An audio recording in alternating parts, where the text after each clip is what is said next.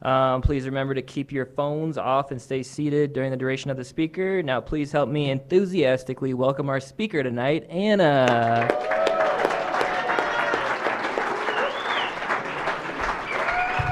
There you go. There's a water bottle for you. Oh, yeah. I love you. I'm Anna. I'm an alcoholic. Hi, all you beautiful people. Patrick, wherever you went, thank you for asking me to speak tonight. And so I will just start out. My sobriety date is June 4th, 2005. I have a sponsor who has a sponsor. And I'm so blessed to be in that lineage, some really thoughtful, spiritual, strong women. I have 2 local sponsors, or sponsees, and I have a sponsee in Florida. I spent 8 years in Florida, and I still sponsor that woman in Florida, and I sponsor a woman in prison. And so that's actually where I want to start tonight, is the story of this woman in prison, because it just recently had a big impact on me. So when I was living in Florida in 2018, I contacted AA and said I'd like to be a pen pal or correspond with somebody in prison. And so they sent me a letter back and gave me the contact information for this woman. So her and I have been writing letters back and forth for 4 years. And you know, I waited to put money on her books and to send her anything. I was a little skeptical about doing it. I had heard stories of people who had been taken advantage of through that program. So I waited till, I trusted myself, my intuition. So people have asked me about that, did you put money on her books? And I did, until she wrote back and said, don't put any more money on my books. They use it for my restitution, and I don't want you to pay my restitution. And then about a year later, she wrote back again and said, that rule doesn't apply any longer, that she had taken the initiative and got that rule changed within that prison. So she is scheduled to get out. Well, I don't. That's like the hook of the whole story. So I've been sending her books. I sent her a bunch of literature, asked her if there's anything. And then if you've ever been in prison or corresponded or know anybody in prison, they have forms to order specific things. So she would send me her form once a year, and I'd buy whatever she wanted. So I supported her that way, as well as through sponsorship. Got her a reoccurring subscription to the Grapevine. So 4 years been corresponding with this woman. And it was my belly button birthday on Sunday, and my boyfriend took me up to Las Vegas for my birthday. We had 3rd row seats for the hockey game. Gift of sobriety, maybe, I don't know. Are you allowed to call that a gift of sobriety? Because it was awesome. And Sunday morning, before we left, I drove out to McClure Women's Prison in Las Vegas and met this woman in person for the first time. It was pretty nerve-wracking, because I'd been into prison. I brought AA meetings into prison in my sober time down in Phoenix, but I'd never been there as a visitor. I've never been there as an inmate, so it was a whole new experience. And it was so weird. Well, first of all, it was beautiful, right? Here's this woman who, she's just so beautiful. She has the sparkly, sober eyes. She appears to me that she's doing the deal. It was really a beautiful experience to spend time with her. And so it was weird to go listen. In the time that we were there, we went to some AA meetings on Friday and Saturday.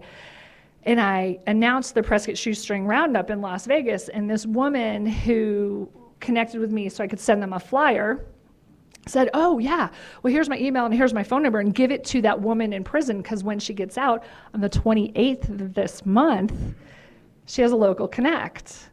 So, God is just amazing and takes care of us, and has taken care of me in spite of myself. I'm still sober, 16 and some change later, by the grace of God. I mean, I really believe that this has not been rainbows and butterflies. Sometimes it has been, but it is truly life on life's terms. And so let me just, I wanted to start with that story. So qualify as an alcoholic. So my first drink, I was 6 years old. My mom handed me a glass of scotch. We were, in the Buick with no seatbelts on, going to the country club. I grew up a country club kid. And I asked if I could taste it. And she said, yeah, you can taste it. And I loved it. I just loved it. And my mom was super impressed. She was so impressed. Like, I really think, and I don't know, maybe I'm, MSU'd this, make some stuff up, that she looked at me and she was like, oh, that's the taste buds of royalty. Of course it is at 6 years old. And that's how my drinking went in my family. There was a lot of positive feedback on how much you drank in my family. My brother was in the Marine Corps, so I always, it was always a mission to be able to drink at least as much, if not more than him, because I have that little sister, younger sister complex that, of course he's better than me, mom loves him more. Grew up with that chip on my shoulder, carried that in sobriety for many, many years. I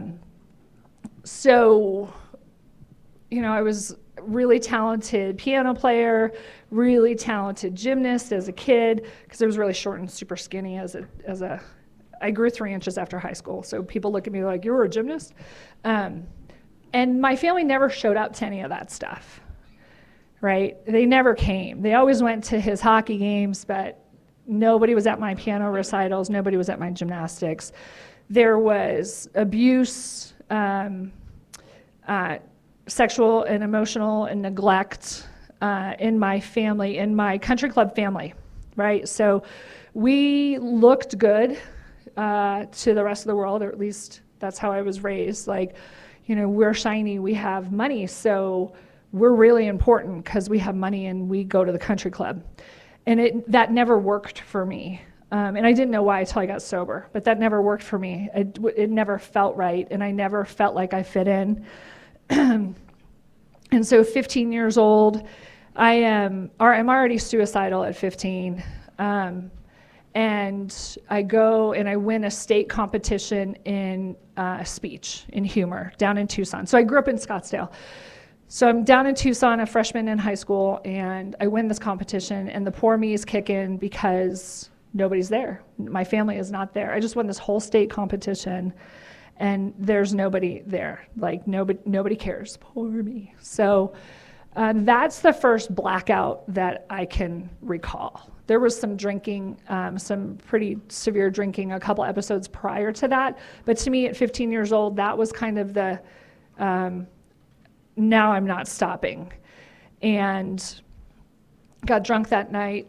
Whether I was in a blackout or I woke up, I don't know. And it's like 2 o'clock in the morning, and all the older kids and everybody's asleep or have gone to bed, and I'm knocking on, hotel room doors, because we're all, a bunch of high schoolers in a hotel in Tucson. Everyone's drinking, and nobody will drink with me anymore. It's kind of, blackout, drink more, throw up, drink more, go to college, 8 years of drinking for a bachelor's degree. I mean, I was just... So, I was a blackout drinker, I was a puker, and I got married like 2 years after I graduated college, and people ask me, I don't think my ex-husband is an alcoholic. I was taught in this program, it's not my job to tell anyone or judge if anyone's an alcoholic. Like, I was taught that I self-diagnose, right? If I say I'm an alcoholic, then I'm an alcoholic, but I can't tell you that you're an alcoholic. So, I don't know if he was, or whatever, but pretty much an enabler. And I drank a lot. There's a couple of pretty good, pitiful, incomprehensible demoralization stories that you guys don't need to hear the details of, but I never want to go back to that. I never, never, never want to go back to that, to those activities, to those results, to those blackouts, to those things I'm never going to get back. I never want to feel that way again. And one of those episodes was I go for one glass of wine, right? One glass of wine after work, downtown Phoenix, because don't you know who I think I am? And the long or the short story is it's like 6 o'clock in the morning. My husband has called 20 times. My kids are going to be waking up at any moment. And I am passed out at my friend's house who I was going to have one glass of wine at the bar with, right? I don't know, I think I had a taxi back to the bar to get my car to go home. I mean, and he was an enabler. There wasn't a lot of consequences for it. I felt bad, I said I'm sorry and get on with it. So right around that same time, life's not good. The same woman that I went and had that glass of wine with, I'm telling her how I had 10 jobs in 10 years. So I know there's something wrong. They were pretty good jobs too, at least in my opinion. And she's like, well, do you have a mental health issue? I'm like, oh, no. But it stuck with me, right? That stuck with me. And I knew I was an alcoholic. My best girlfriend is still out there today. And we were 21 years old. We're like, we're alcoholics, clink, drink. She's still doing that. And so I knew I was an alcoholic. That was never a question. And I look up an Alcoholics Anonymous meeting. I'm working on 3rd Street in Thomas. And I can't really figure out where it's at. And I'm pretty sure it's at someone's house in their backyard, and I'm probably going to get murdered if I go. So I don't go. But God was listening. God was listening. So I think that was April. And June 3rd, 2005, this other family that we were friends with, we go out to dinner. So the wife had previously told me that the husband was an alcoholic, sober alcoholic. So we're out to dinner, and we order these big tall beers, and I'm gonna do what I do. I'm getting one on. It's it wasn't even I'm gonna do what I do. It just was normal.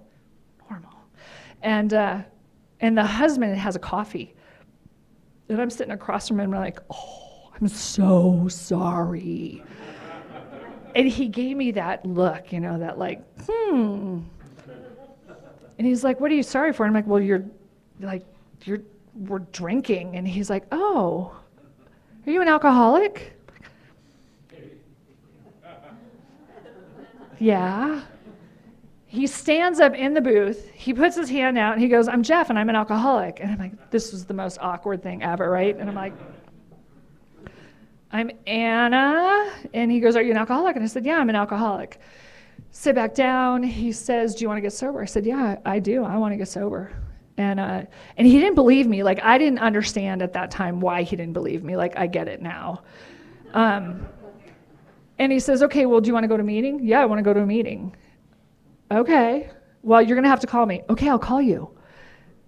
All right, well, do you want me to pick you up? Yes, pick me up. Yes, I'll go to him. Yeah, yes, the answer is yes. And he did not believe me. He wrote down his phone number, and he said, enjoy those beers. They're going to be the last ones you ever have. So, a couple of big, tall, cold, frosty Fosters, right? It was Fosters. And then I went home and drank a 12-pack of Coors Light all by myself, blacked out, got in a fight with my husband at the time, and called the guy the next day, and he picked me up and went to a speaker meeting at North Scottsdale Fellowship Club.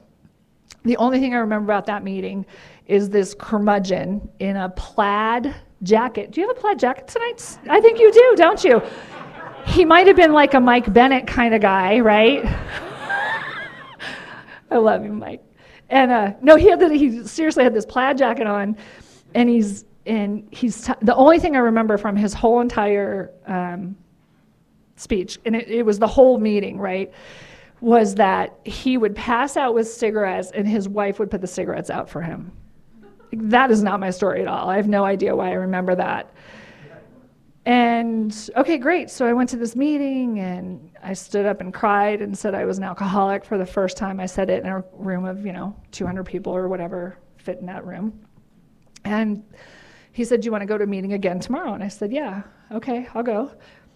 So he picks me up again. He goes, "I'm not going to pick you up again. You're going to have to find a woman. And, but yeah, let's go to this meeting." So we go to a 12 and 12 meeting. And at the beginning of the meeting, like we do in every single meeting, "Is there anyone with 24 hours of sobriety?" And I'm like, oh, me. I literally thought it was a setup just for me. 24-hour chip, he brought me to this meeting just so I could pick up a 24-hour chip. Oh God, the ego, right? So in that meeting, we read from the 12 and 12, and I meant to look at it today, and I did not do it. I think it's the fifth tradition that talks about what I got out of it was an alcoholic feels alone in a crowded room. And I read that, and I'm around a table with about 20 people shaking their heads, and I had felt that way my entire life, alone in a crowded room. All the time alone. Didn't matter. I was pom-pom girl, I was a gymnast. I was all these like center of attention kind of things. And I felt very alone. And I've stayed because of that passage. I mean, there it was, which it was really important to me that it was in ink on paper. And I found my people, like other people had felt that way. I didn't know anybody else had ever felt that way. So recovery, you don't need to hear any more horror stories, right? We all got them. I think I've told you enough. So recovery, right? June 4th, 2005. I did the steps all by myself, like a good alcoholic. And I wrote out my fifth step, right? Like I read them, oh yeah. Oh, write it all out, so I should write out my resentments. And I found this woman in that same Sunday meeting that I went to, and I asked her if she would listen to my fifth step. And she said yes. What a good picker I have. So we go to lunch, and we eat salad, and I read my 3 paragraphs to her, and I think I cried, and I did my fifth step, right? And so I think it was I don't know the time frame anymore, but shortly thereafter, I'm at another meeting. And I thought meetings were going to be like my women's groups. I was part of some women's society group when we lived in Washington, D.C., and we met every third Thursday. So I thought that's what AA was going to be, every third Thursday. And I get in this meeting, like I don't know how often I was going to meetings or not at this point. And they're on the 12th step. Same thing, around the table, reading and sharing. They're on the 12th step, and I'm like, oh yeah, I'm going to tell you about the 12th step because I did my steps. And as they're going around the table, I can feel it. It's building, right? Like crack the whip if you've ever been on ice skates. It's building, it's coming towards me. It's about my time to share, and I fell apart. I just fell apart. I started crying, like sobbing. I had nothing to share. I had nothing to give another person. Nothing. And I thought I was all that in a bag of chips. And a woman came up to me after the meeting and said, "I'll be your temporary sponsor if you'd like." Because of course I hadn't asked anybody to be my sponsor. And this woman, her name was Catherine. She had 2 years sober at that time. And she met with me every week. And we read the big book. And she had me, we read the preface. What? Who reads the preface? There's so much good stuff in there. There's so much good stuff in the preface. The seemingly hopeless state of mind and body. She taught me that, day 1, reading. I have all these notes about who the big book is actually referring to. She had done some, history, or her sponsor had taught her this, so she taught it to me. And we read the big book. That's what we did. Every week, I don't know, she was my sponsor for a short period of time, maybe 2 months. And then she went into treatment, right, for family of origin stuff. She went and took care of herself for outside issues. Well, what about me? right? You're not answering my phone calls. She told me I could call her, but like she set me up, I don't know if I'm going to be all available. And I can't get a hold of her. And I'm, it's all about me. And I can't get a hold of her. So I get a new sponsor while she's in, trauma treatment for a week, which was okay. She was doing the deal and she was okay with that. It was fine, and I handled that appropriately. My new sponsor was a woman who had like 35 years at the time.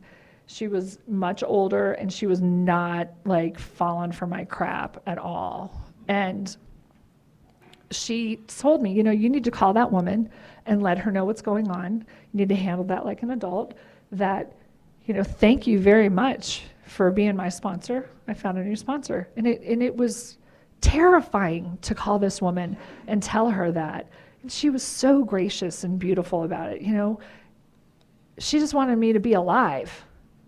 She just wanted me to be alive, be sober, be alive, do what you need to do. And so I get this new sponsor. Her name was Dolly. She was a riot. God, I love Dolly. She has since passed away, died sober a couple of years ago when I was still living in Florida. And she took me through the steps, and I had like a 17-page fourth step instead of 2 paragraphs. And she sat there and she listened to me for hours upon hours upon hours, read all of these resentments and all of this fear. And I watched her kind of filter all of that energy as I was telling her all of my stuff.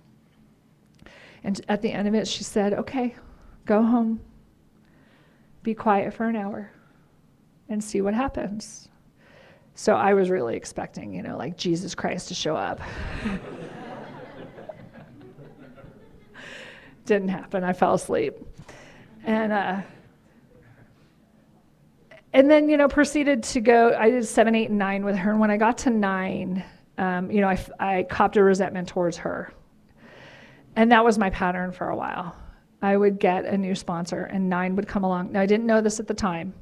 I had no idea at the time that that was the pattern.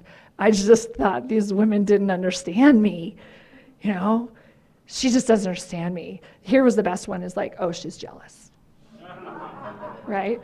Yeah, she's jealous. So I finally get this sponsor, Lisa, and I asked Lisa, because I was scared of her. God, what was her nickname? She had like all knives out, or, she had some like biker kill you nickname. So she was the gal for me.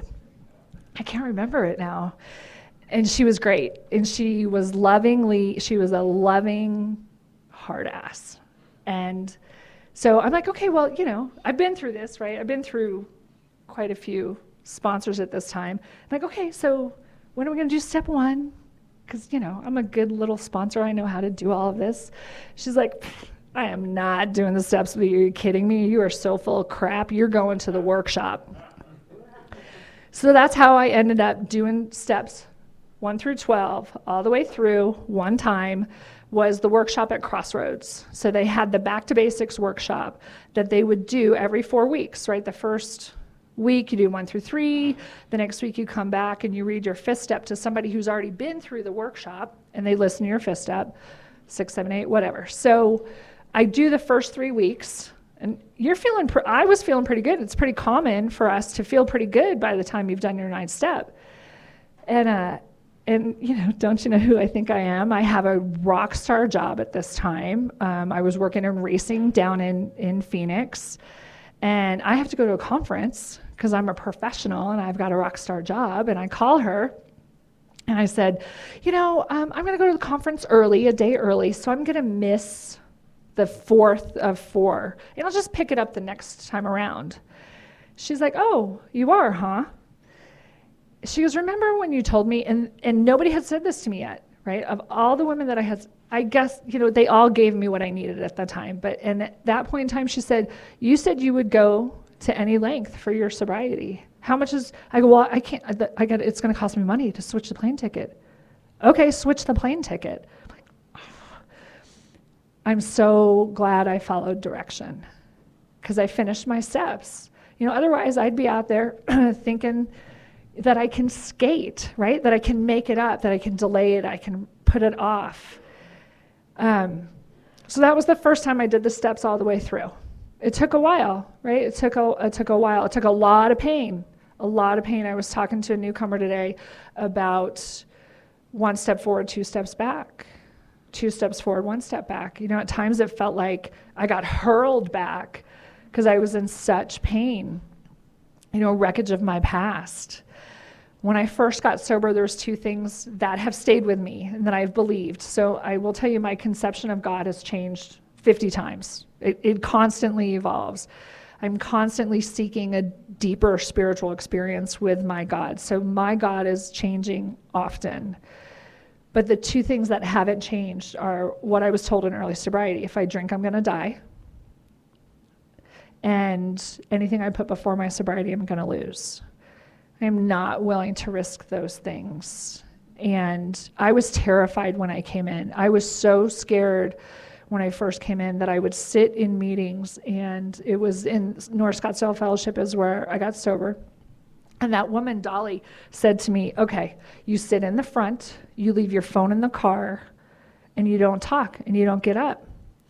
And I wouldn't get up, and I'd have to pee so bad. And I was so scared of her and so scared of doing it wrong. Like, I was really scared of doing it wrong. I was scared like a bottle of Crown Royal was going to jump off the shelf at Safeway and pour itself down my throat. I mean, I was just terrified of drinking when I first got sober. I had had enough. I had had enough. The things I had done to myself, the wreckage and the thoughtlessness and the selfishness, I had had enough. So I have since, in the time I've been sober, I've moved a couple of times. Each time that I have moved, going into a whole new town has been like being a newcomer for me, not for drinking, but for everything else that I've had to learn and heal and grow through. I kind of had to go through that like 2.0 version and 3.0 version. Always got a sponsor immediately. So I moved to Florida when I was,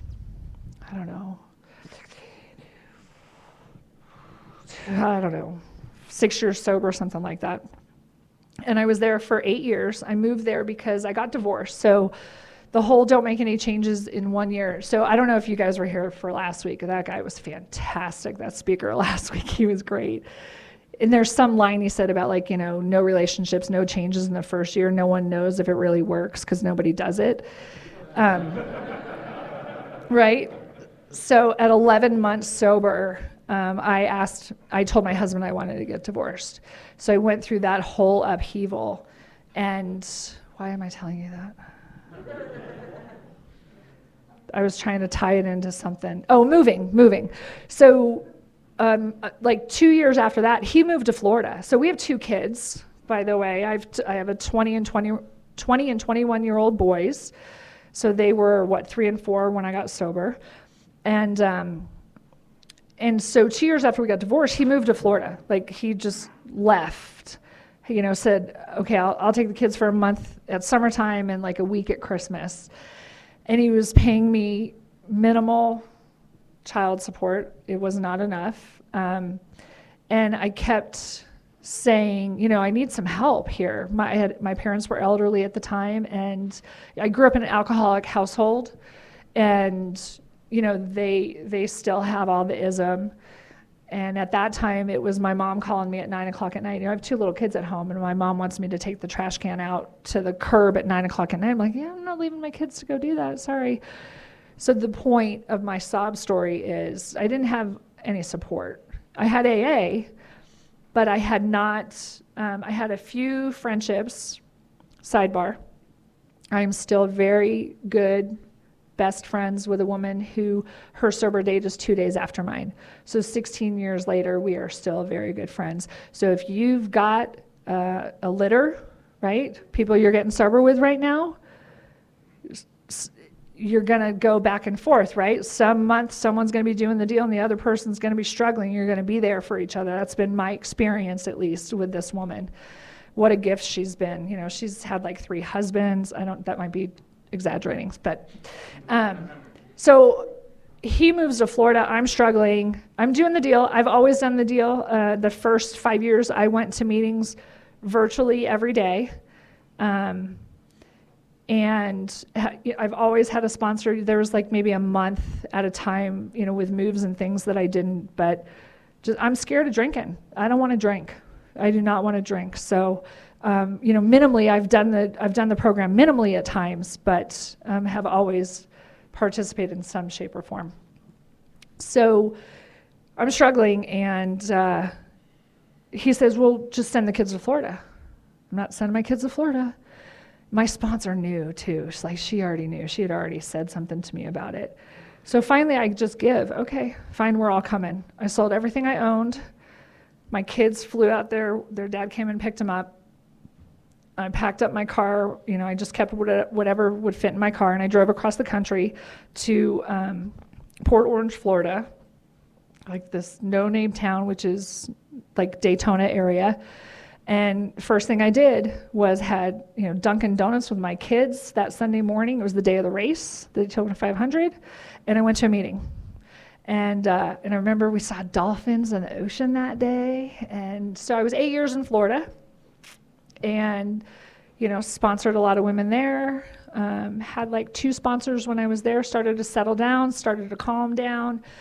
During the time that I was there, my belief today, right, and the longer I'm sober, the more depth I get to my journey, so I believe today that there was this piece of shame that I carried with me past my 5th and 6th and 7th step. After doing the steps multiple times, I still had this shame. I didn't really know that I had it, and it ended up manifesting in I don't want to call it homelessness, because there's people who have lived on the streets. We didn't end up on the streets. But the day I was about to move into my car and take showers at the YMCA, a friend of mine offered us like a trailer to live in behind a warehouse in rural Florida. And there was a lot of shame involved in that too, right? I mean, I grew up a Scottsdale kid. I grew up with the message that you're supposed to make more money than your parents do. Every generation is supposed to be better than the next, and that meant money. Didn't mean heart and soul, didn't mean love and care, didn't mean, giving to your fellows, being a steward. It meant money, period. And I was failing miserably at that. So shame, shame, shame. So I was there. We went through that process for about 14 months. I moved to Florida to co-parent with their dad, so my kids never went without. And if you ask my kids, they had a great time. I'm the mom who low crawls with my kids and camos and stuff when they were little. And they had a great time. It was on 5 acres of woods, so I made it fun. We were getting ready to set up a chicken coop right before we moved out of there. They were learning country life. And what I have since learned about that, and so what I had to do is stop the self-pity. I was in victim, and I was 8 years sober or something. And I had been that way for all those years, and somebody always helped me, or I had a great job. And when I didn't have a great job, somebody always helped me. And nobody was helping me anymore. They weren't buying my story, or God knew. In fact, while I was in it, I had applied for 125 jobs. I'm still doing AA, I'm doing my program, but I'm living in a warehouse. There's something going on. I knew at the time there was something going on, because pure probability, 125 jobs and nothing's happening. So, what I've since, when I look back on it, once I did 6 and 7, a thorough 6 and 7, and I did that through Drop the Rock, I had a different experience. I got rid of that shame, most of it. Sometimes that still rears its ugly head. I've got some pretty severe abuse and some pretty severe experiences when I was drinking that, I can feel the shame come up right now, just as I'm talking about it. And that's what I mean. I never want to go back there. I don't want to feel this. I don't want to live that. So I had to go back, because you hear people talk about how they do their 5th step and they have this relief, or they do their 9th step and the promises came true. And my life was okay. I think I told you 4 years sober, I have this rock star job. which was super, I was hyper focused on all of that. I thought that made me important. But that was brewing in there. That was brewing. And by the grace of God, right, say yes, right? I'm asked to do things, I say yes. And all of these little seeds and all these little drips of water keep me sober today. And eventually God swoops in there, or maybe he's always there. I don't know how all that works. And I have epiphanies, like I'm here for the epiphanies, by the way. I love those things where I'm like, oh, I was wrong about that. If I'm wrong about that, what else am I wrong about? Which means there's so much more out there that I think I know and I don't. There's so much more cool stuff out there. There's so many amazing people out there. Stop the judgments, because they're just fear-based. They're just fear-based. So, stayed in Florida for a while. COVID hits, and I was, at that time, was a substance abuse counselor at a women's inpatient in Florida. It was 6 months long. Women could bring their children there. And I got the starfish tattoo. If you know the starfish story, I'm going to tell the starfish story. So in Florida, it's true. When there's a big storm, there's all sorts of stuff. Anybody from like a coast? There's a big storm, there's all sorts of stuff on the beach, right? So starfish, it's true, there's tons of them on the beach. So there's a story, little kids on the beach throwing starfish back into the ocean, and this old man walks up and says, "What are you doing? There's like miles of starfish, you're never gonna make a difference." And the little kid picks up a starfish and throws it back in the ocean and says, "Made a difference to that one." So I'm an addiction counselor, and so I go get this starfish tattoo, like to remind me of my commitment to my primary purpose. And I do a fairly decent job keeping my job separate from the traditions and the 12-step program. I believe in what I've been taught, like I don't do 12-step at my job. That happens as a sponsor. Those are different roles in my life. So COVID hits, I'm working at this job, wasn't making that much money, and my kids are leaving. The older one is in the Merchant Marine Academy. He's been there, he just got back on his first international ship tour, whatever they call it. And my younger one was supposed to play football in California, and COVID hits. So I have to move out of our big house because now it's just me, and I can't find a place to move. Like there's nothing I can rent and somehow, some way that rent was paid every single month. I was making $15 an hour and our rent was $1,500 a month. And somehow, some way, by the grace of God, there was money until that lease ended. So the lease ends, my kids are leaving, I can't find a cheap place, I can't find a new job because I need to start making more money. And then COVID hits. I have a tentative job in Phoenix. I did a mission trip to Cambodia, like 6 months prior to that, for sex trafficking awareness.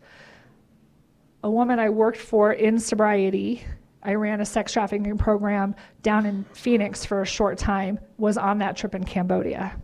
Said, "Hey, if you're really going to move back to Arizona, I have a job opening." So I apply for that job. My best girlfriend, the one, the 21 clink, calls and says, "Hey, you need to get your butt home. The world's falling apart and you need to come home." And I really, between those two things, and my kid's going to be in California, I know the one who's going to the Merchant Marine Academy in New York is fine, right? Like he's now a G.I. Joe, right? He's government property, they're going to take care of him. It's true. But the California thing was way too far away, and I could drive 9 hours to his football games. Like he wasn't done with the football thing, the older one was. So I come home, I sold everything I owned, packed up what I could fit in my car, drove back to Arizona, picked up my 15-year chip at the club I got sober in down in Scottsdale, and started looking for a job. Started looking for a job in Phoenix, so I ended up with a job in Prescott, a contract job. And I'm holding on to my sponsor in Florida, by the way. call her. So now, by the way, now this sponsor is like a biker chick, and, she's this tall and she's Italian, and do not mess with this woman. And it just, right? And to see the softer side of this woman, to love me through my BS, right? So I come back to Phoenix, and I'm in Phoenix for 4 months, and I start commuting up to Prescott for this contract job. And I'm like, gosh, I think I would like to live up here because I can live anywhere I want. I'm an empty nester. I can live and do whatever I want. My kid ended up not playing football because of COVID, is with my ex-in-laws down in Southern Arizona, about to graduate with his associate's degree. And my Arizona mom, I call her. I've known her since I was 10. I call her and have dinner with her. What? There's so much more. And I tell her, I think I want to move up here. She goes, you can live with me. So I have a place to, so within 2 weeks of that conversation, I moved up here, and Mike Bennett asked me to speak, a year and a half ago now. And after I spoke, somebody came up and offered me a job in treatment.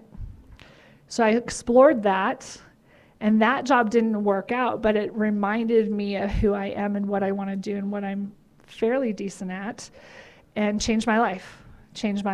And today, I have another change coming in my life, and I do this.